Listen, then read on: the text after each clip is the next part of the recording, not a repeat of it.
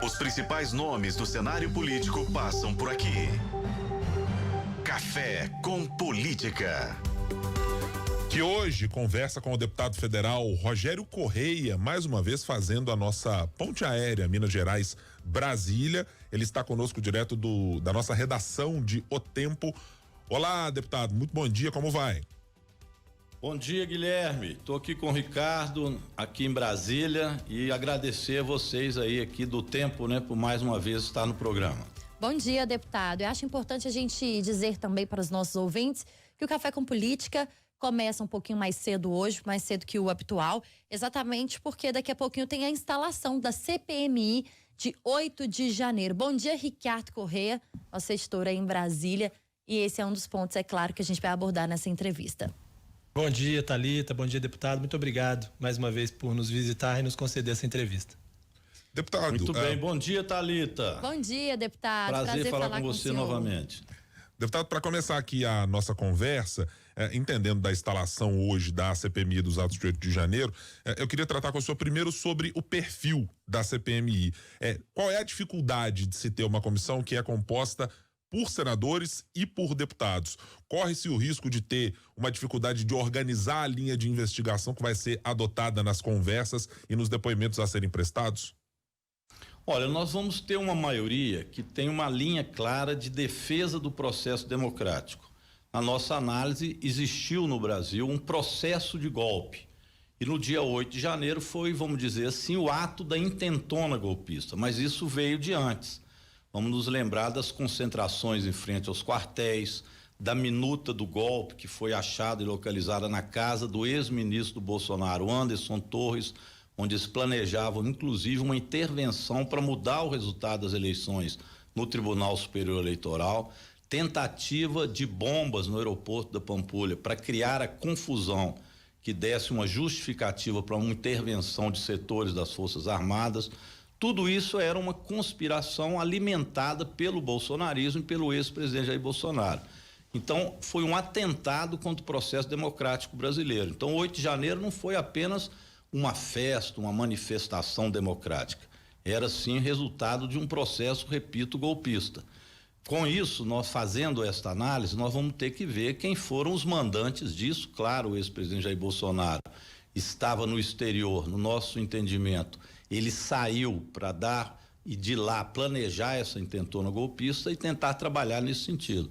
Então, existe uma maioria dentro da CPMI que, entendendo este processo, quer fazer a defesa da democracia no Brasil. Então, o resultado da CPMI tem que ser, evidentemente, um relatório antigolpista, um relatório de defesa da democracia. Isso que vai unir os diversos partidos que vão enfrentar a ultradireita e o golpismo dentro da CPMI. Isso une muitos senadores e deputados federais. A instalação da CPMI que ocorre daqui a pouquinho, a partir das 9h da manhã. Deputado, o senhor usou uma expressão recente para falar sobre a CPMI, que é a seguinte: a oposição está tremendo feito vara verde.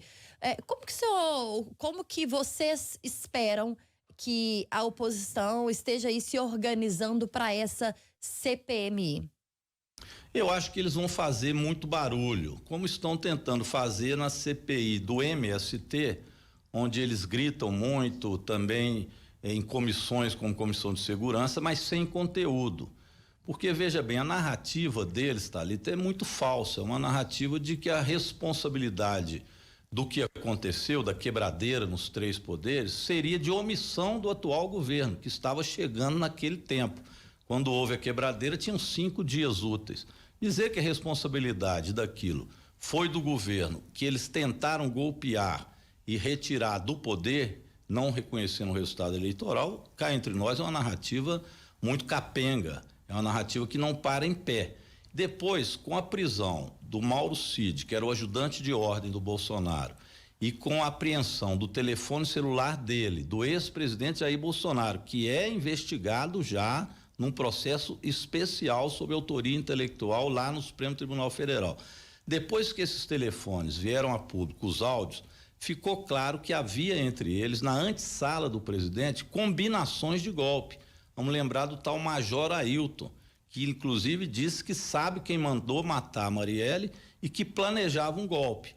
Depois veio aquele coronel que também estava como o segundo cargo mais importante no Ministério da Saúde, onde ele, conversando com o Ailton, Major Ailton, e conversando com o Mauro Cid, eles falaram inclusive em levar 1.500 homens armados no dia 8 de janeiro para completar a intentona golpista. Então, depois disso, a oposição começou a tremer como vara verde, sabendo que a CPMI, evidentemente, foi um tiro no pé que eles deram ao insistir na formatação dela. Agora, deputado, a CPMI acontece no momento em que o Congresso impõe algumas dificuldades para o governo. O próprio fato de ter se instalado a CPI do MST, né, eu acho que é um grande exemplo disso. E tivemos nessa semana especificamente uma demonstração de que o Congresso não caminha talvez na mesma linha do governo, que o governo precisa ceder em muitos dos aspectos, né? Tivemos ontem várias votações a esse respeito, a MP do Código Florestal, né, que foi gestada no governo anterior e que acabou aprovada ontem, a questão do marco temporal, que a urgência foi aprovada, a mudança na MP da reestruturação dos ministérios, né, que tirou ali algumas estruturas do meio ambiente, dos povos indígenas. Como é que o governo e como é que um membro da base do governo lida com um Congresso que claramente tem uma visão muito diferente, muito distinta do Executivo? Ricardo, ótimo você tocar nesse ponto. É bom que o povo brasileiro vá enxergando as diferenças e as dificuldades. Nós, durante as eleições, falamos muito nisso. Era preciso eleger o presidente Lula e um Congresso de esquerda, centro-esquerda e progressista. Infelizmente, não é este o rosto desse Congresso. Ele é um Congresso muito conservador. Hoje, o Centrão já não é mais aquele estilo antigo do toma lá da cá. O Centrão tem uma linha ideológica à direita. E eles expressam isso através de políticas do agronegócio. Não um agronegócio que faz produção, exportação, mas um agronegócio mais fascistoide, que não são todos do agronegócio, mas esses se expressam lá.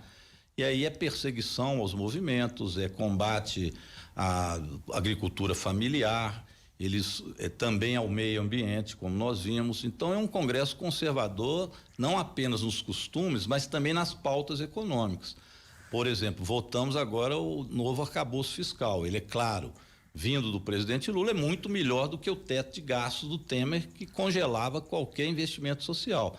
Mas é aquém do que nós gostaríamos de ter para poder ter programas sociais mais avançados. Então, o presidente Lula anunciou programas importantíssimos, como Minha Casa Minha Vida, o Bolsa Família ampliando o valor para as crianças em R$ 150, processos na educação de obras inacabadas que estão sendo agora refeitas, o Mais Médico, o Brasil Sorridente, a diminuição do preço da gasolina, do diesel, do gás. Então você tem um governo que toca pela esquerda, pelo processo democrático, garante a democracia, e um programa econômico social, e do outro lado um Congresso muito conservador e ainda ultraliberal. É com esse clima que a gente convive. Ontem foi um dia ruim para a questão especialmente ambiental e dos indígenas.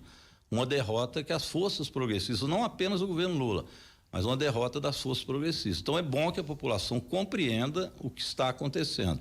O nosso papel lá é negociar e mediar na medida do possível, mas também chamar a população a se mobilizar por aquilo que foi o processo vitorioso nas urnas. É importante a mobilização. Deputado, só me permita, porque o governo, ele liberou a bancada no caso do marco temporal, ele deu aval, né, à reestruturação da MP, porque o governo votou favorável no acordo, e ele orientou voto a favor da questão da pauta da Mata Atlântica. Não foi entregar demais dentro dessa proposta que é um governo à esquerda? Um governo em disputa. Então, como tem vários partidos que compõem a base do governo, há essa, vamos dizer, incoerência interna dentro do governo.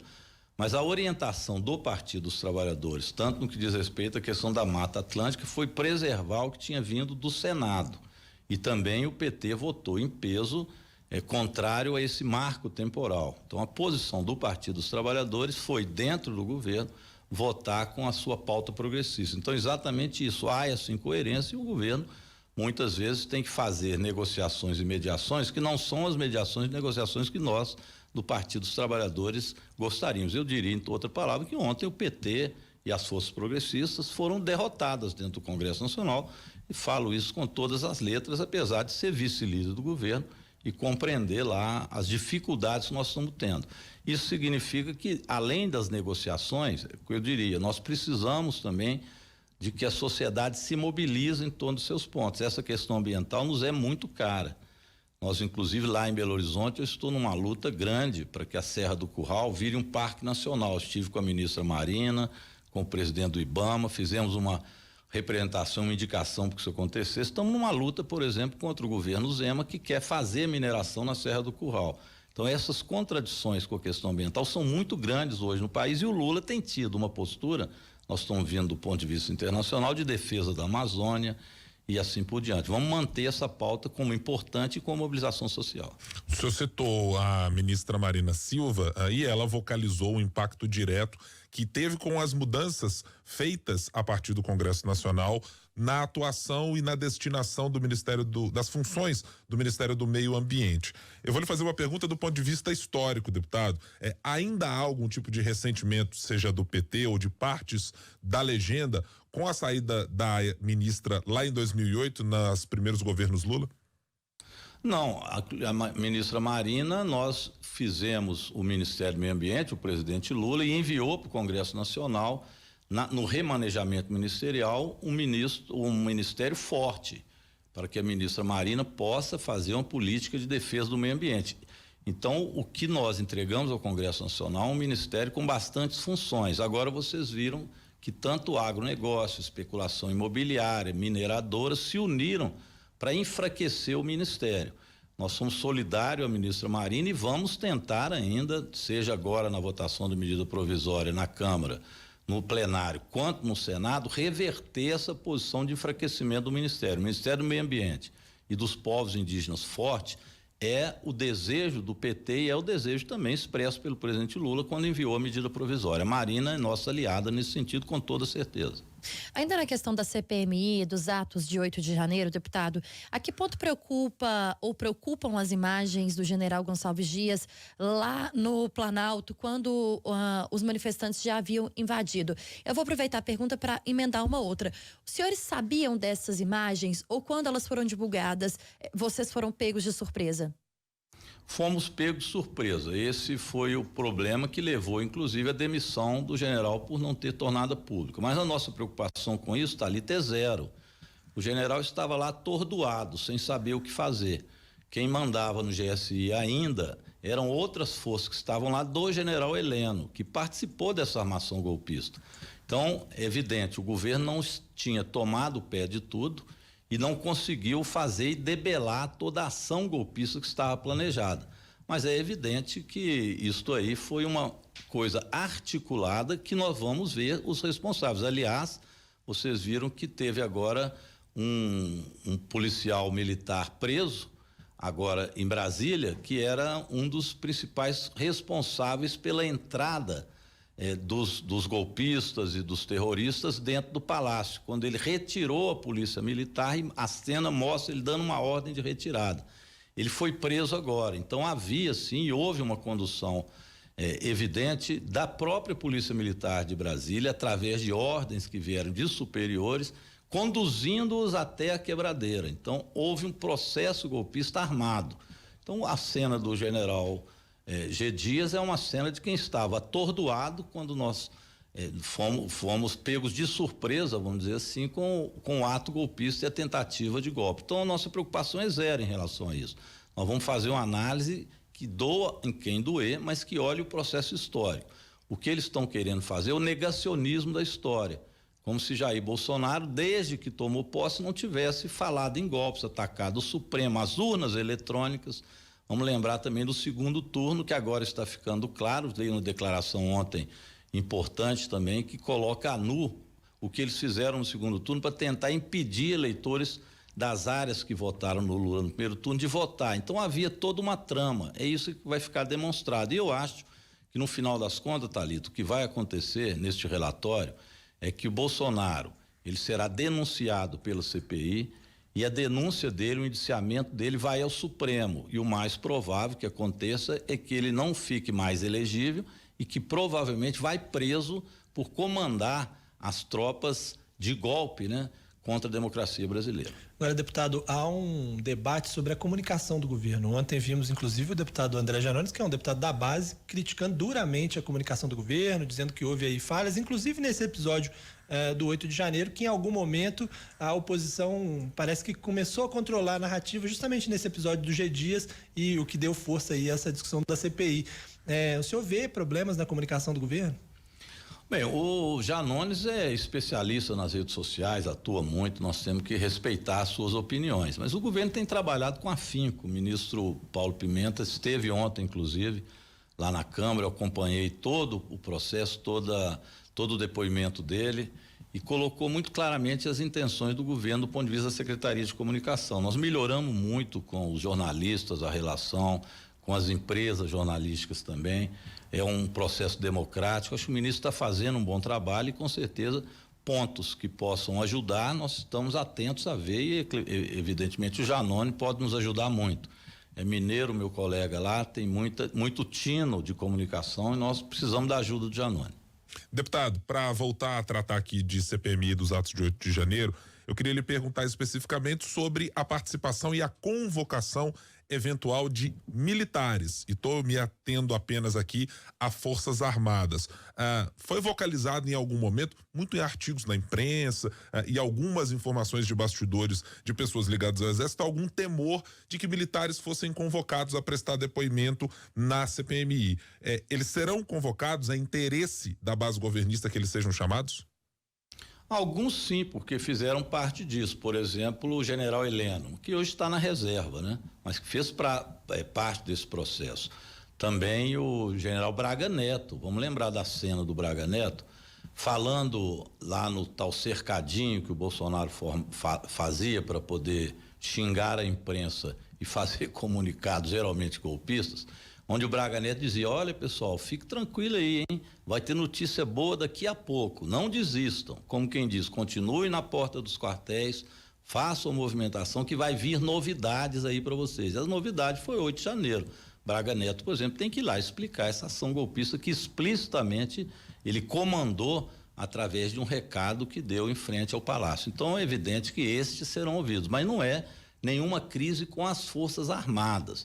Talvez eles queiram armar alguma crise nesse sentido, mas não há crise. As Forças Armadas hoje estão pacificadas em torno da função delas na Constituição. Bolsonaro tentou politizar, aliás, politizou os assuntos das Forças Armadas e isso foi muito ruim. Nós queremos despolitizar. As Forças Armadas têm outras funções constitucionais. Os senhores temem de alguma forma o que pode acontecer hoje na instalação dessa CPMI? Não, estamos indo para lá bem tranquilos. O governo tem maioria, né? A base do governo, os partidos do governo. Estamos acertando os últimos detalhes de um acordo para que a presidência e a relatoria fiquem com deputados progressistas, deputados que entendem que houve um processo de golpe, e esses dois, presidente e relator, trabalhem em conjunto e que a gente não permita que as forças de ultradireita perturbem o ambiente da Comissão Parlamentar de Inquérito. Tem deputados lá, que nós inclusive estamos levantando, que já são investigados. O autor, por exemplo, André Fernandes, é um investigado. Nós estamos, inclusive, vamos levantar uma questão de ordem, se não hoje, na próxima semana, se ele pode ou não participar desse processo. Do meu entender, não.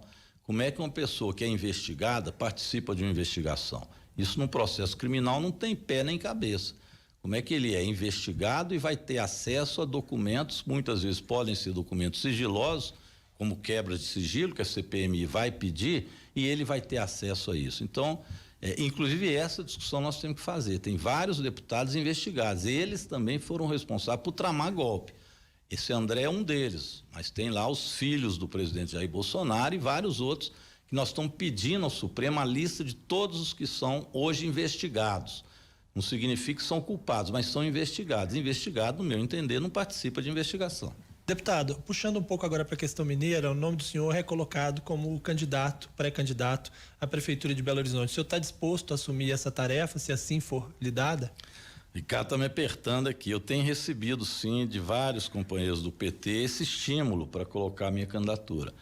Acho natural, bem porque o PT teve 3 excelentes prefeitos, Todos eles saíram de lá muito bem avaliados. O caso do meu companheiro e amigo Patrus Ananias, que foi prefeito, eu na época fui colega vereador dele, depois fui líder do PT enquanto ele era prefeito. Fez um excelente mandato, participação popular ativa, Belo Horizonte fervia naquela época de participação popular e Patrus foi o caminho disso, orçamento participativo e vários programas. O Célio de Castro, que teve então uma visão social muito grande, eu fui autor da lei que criou a Bolsa Escola. O Patrus sancionou e o Célio implementou naquela ocasião. E na parte social, as crianças, adolescentes, ele teve uma sensibilidade muito grande. E o Fernando Pimentel, que foi também excelente prefeito, fez muitas obras, foi junto com o presidente Lula. Então ele teve essa marca, né, das obras na cidade. Então, com 3 prefeitos desses, e com a volta do governo Lula, eu acho que o PT tem que ter candidato. Meu nome tem sido lembrado e eu espero que a gente possa fazer esse debate dentro do Partido dos Trabalhadores. Tem outros nomes excelentes também, tanto o meu quanto da deputada Beatriz Siqueira, minha companheira, inclusive dobrada dos professores, é também um excelente nome. Estamos discutindo, mas a princípio não rejeito não, acho que pode ser que tenha que enfrentar também esse debate, bem porque a ultradireita tem candidatos e está já se armando para isso. Eu acho que deixar a ultradireita governar Belo Horizonte seria um retrocesso enorme. Já pensou? Políticas de ódio, perseguição a LGBTs, perseguição às mulheres, racismo, toda essa pauta ultraconservadora da direita não cabe em Belo Horizonte. Belo Horizonte geralmente elege prefeitos que têm uma característica progressista. Então, acho que um candidato tem que ser um candidato de esquerda, centro-esquerda e das forças progressistas, que una isso, que o presidente uniu, né, para que a gente tenha um programa para Belo Horizonte que mantenha a cidade no patamar de avanço. Eu acho que tenho experiência para isso. Fui vereador em Belo Horizonte 10 anos, 3 mandatos, fui deputado estadual, sou nascido em Belo Horizonte, lá no Carlos Prates. Carlos Prates, aliás, já teve muitos prefeitos, né? Sérgio Ferrara, depois o Célio de Castro, que é de lá também. Quem sabe o Carlos Prates não nos dá mais um prefeito. Vamos lá, vamos debater ainda e ver essas possibilidades. Mas agradeço sim a lembrança.